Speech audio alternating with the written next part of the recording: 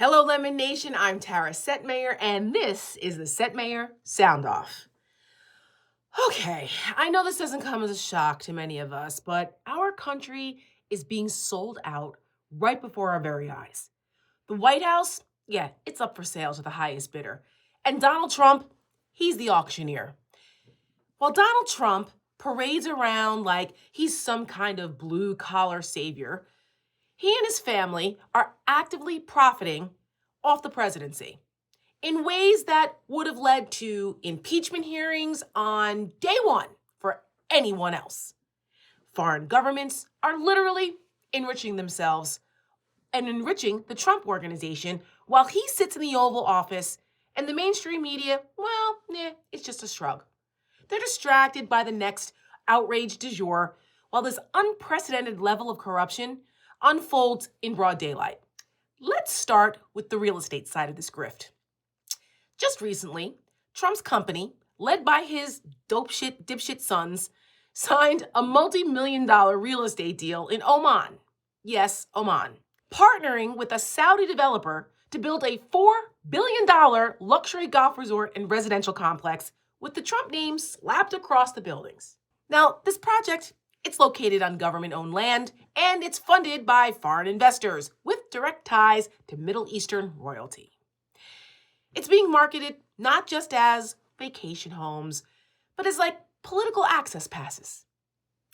He's not just licensing his name, he's using the prestige of the presidency as a marketing tool. What a shock! And this isn't the only location this is happening.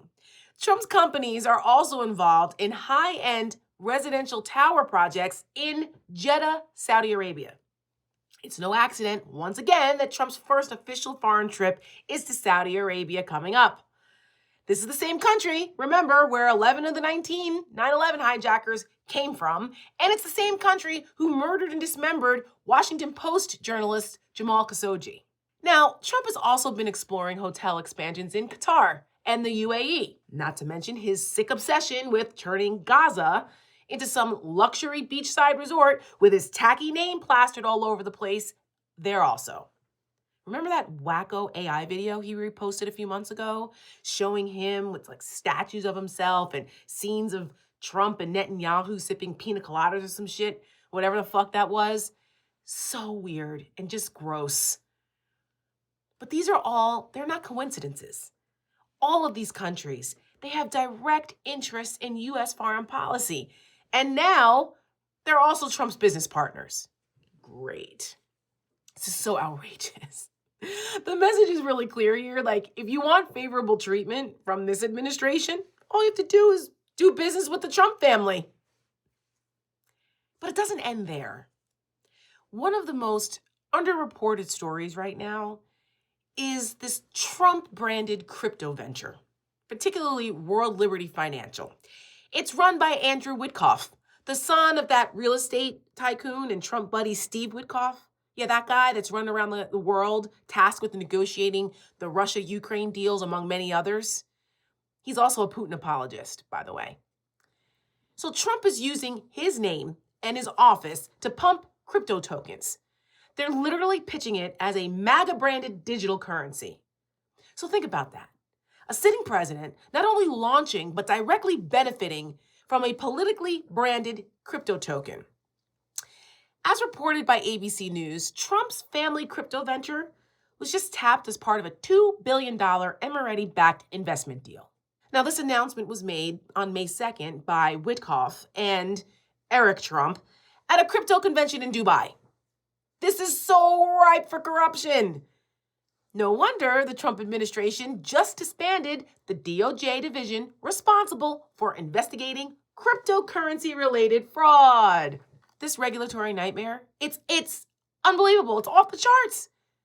And foreign governments are already exploring how they can invest or manipulate to curry favor with Trump. So you don't believe me? Okay. Headline, Bloomberg. Top Trump crypto buyers vying for dinner seats are likely foreign, data shows. Quote, buyers of Trump token, a cryptocurrency the president began marketing days before his inauguration, drove sales higher in the past 2 weeks after its issuers announced an unprecedented promotion. more than 200 of the meme coin's largest holders would be invited to attend a May 22nd dinner with Trump at his Virginia golf club, while the top 25 would qualify for an exclusive reception beforehand and what the meme coin's website describes as a VIP tour. That's just great. Now we have a president moonlighting as a digital scam artist. And yet, somehow, we're all supposed to just pretend this is normal. Let's not forget Elon Musk's role in this too, okay? He hasn't disappeared. He's still around. Remember, Elon Musk continues to push his Doge coin, meme coin thing. It's a cryptocurrency that he can manipulate with a single tweet, while this administration just looks the other way. And yes, it's the same pattern again and again. Trump enriches his friends, punishes his enemies.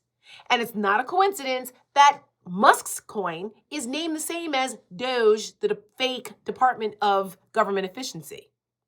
Remember, Trump turned the south lawn of the White House into a Tesla dealership commercial a few weeks ago, right? Right when the company's stock was falling.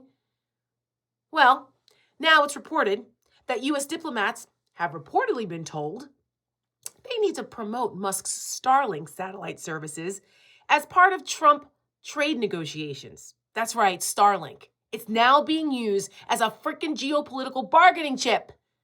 We're pressuring foreign governments to adopt a private tech billionaire's product, potentially in exchange for trade concessions. And a company that has a direct link to Putin, by the way. That's not diplomacy. This is corporate influence peddling on a global scale. These are the same people, let's remember, who screamed for years about Hunter Biden and his fucking laptop. They claimed the Biden family was corrupt. It was based on hearsay, innuendo, made up things, political theater. But when it comes to the Trumps, their documented business entanglements, actual money changing hands from foreign entities into the president's family business, that's a shrug. Ignore that. We don't care about that.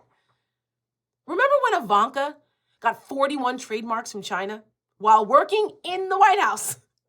Jared Kushner, he got $2 billion freaking dollars from the Saudi Sovereign Wealth Fund after years of giving them favorable treatment, arms deals, intelligence. And now we're seeing the next generation of Trump cronies getting rich off crypto, real estate, government leverage. Now let's talk about what that means for you and me, a regular American. While Trump is making deals overseas and pumping crypto coins on Truth Social, here's what he's telling us, the American people. He's telling us to go without.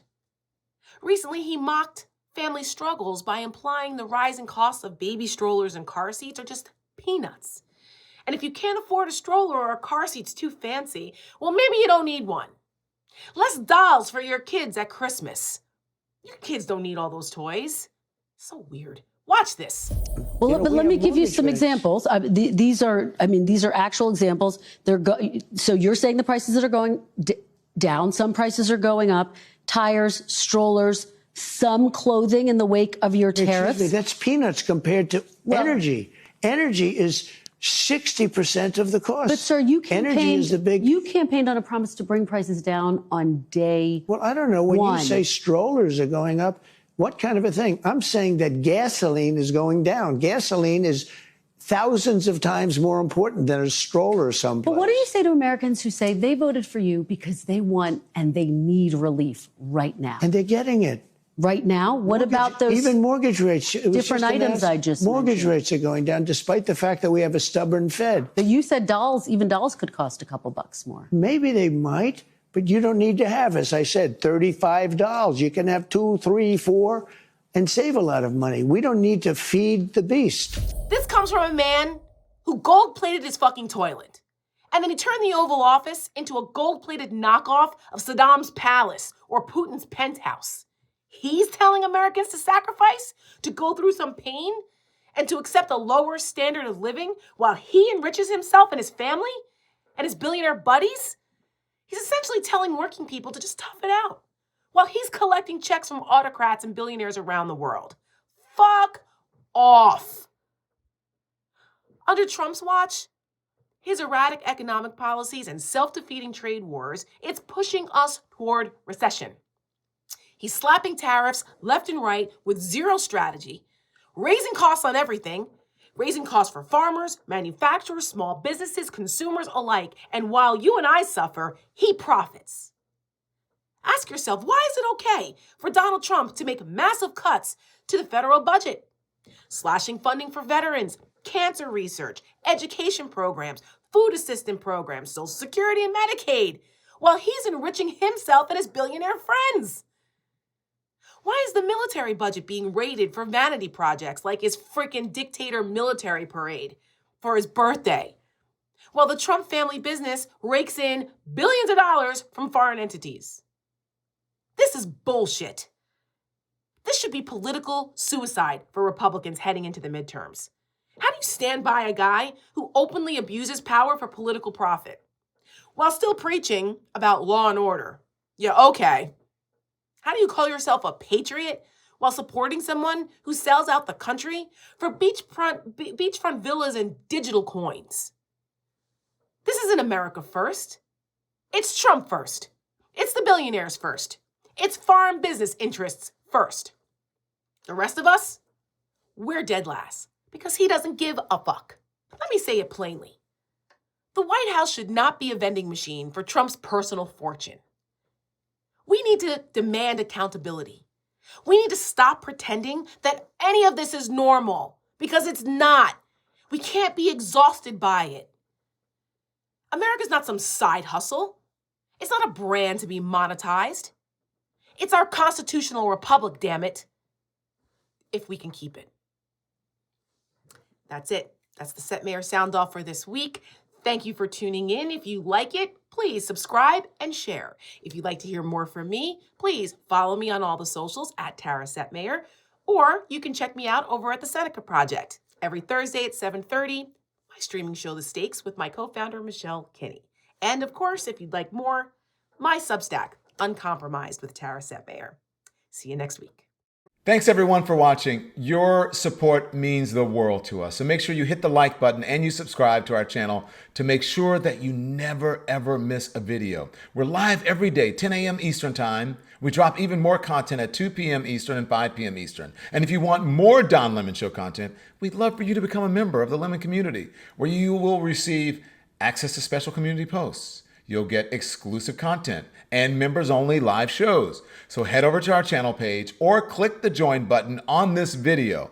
Again, thank you for watching. We appreciate your love and your support, and we will see you next time.